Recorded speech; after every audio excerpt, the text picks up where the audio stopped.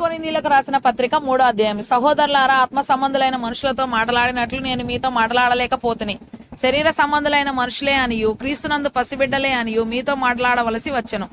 అప్పటిలో మీకు బలము చాలకపోయినందున పాలతోనే మిమ్మల్ని పెంచితిని గాని అన్నముతో మిమ్మల్ని పెంచలేదు. మీరింకనూ శరీర సంబంధులై ఉండుట వలన ఇప్పుడును మీరు బలహీనులై ఉన్నారు కారా? మీలో అసూయయు కలహమును ఉండగా మీరు శరీర సంబంధులై మనుష్యరీతిగా నడుచుకుని వారు కారా? ఒకడు నేను పౌలు వాడను, మరి ఒకడు నేను అపోల్లో వాడను అని చెప్పునప్పుడు మీరు ప్రకృతి సంబంధులైన మనుషులు కారా? అపోల్లో ఎవడు, పౌలు ఎవడు? పరిచారకులే కదా. ఒక్కొక్కరికి ప్రభువు అనుగ్రహించిన ప్రకారము వారి ద్వారా మీరు విశ్వసించితిరి. నేను నాటితిని, అపోల్లో నీళ్లు పోసెను, వృద్ధి కలుగజేసిన వాడు దేవుడే. కాబట్టి వృద్ధి కలుగజేయు దేవునిలోనే గాని నాటువానిలోనైనను నీళ్లు పోయువానిలోనైనను ఏమీ లేదు. నాటువాడును నీళ్లు పోయువాడును ఒక్కటే.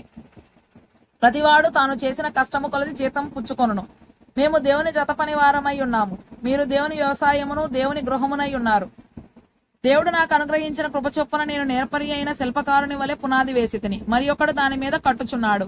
ప్రతివాడు దాని మీద ఎలాగూ కట్టుచున్నాడో జాగ్రత్తగా చూచుకొనవలెను. వేయబడినది తప్ప మరి ఒక పునాది ఎవడను వేయనేరడు. ఈ పునాది యేసుక్రీస్తే. ఎవడైనను ఈ పునాది మీద బంగారము, వెండి, వెలగల రాళ్లు, కర్ర, గడ్డి, కొయ్యకాలు మొదలైన వాటితో కట్టిన ఎడల వాని వాని పని కనబడును. ఆ దినము దాన్ని తేటపరచును, అది అగ్ని చేత బయలుపరచబడును. మరియు వాని వాని పని ఎట్టిదో దానిని అగ్నియే పరీక్షించును. పునాది మీద ఒకడు కట్టిన పని నిలిచిన ఎడల వాడు జీతం పుచ్చుకొనును. పని కాల్చివేయబడిన ఎడల వానికి నష్టము కలుగును. అతడు తన మట్టుకు రక్షింపబడును గాని అగ్నిలో నుండి తప్పించుకున్నట్టు రక్షింపబడును. మీరు దేవుని ఆలయమై ఉన్నారనియు దేవుని ఆత్మ మీలో నివసించుచున్నాడనియు మీరు ఎరుగరా?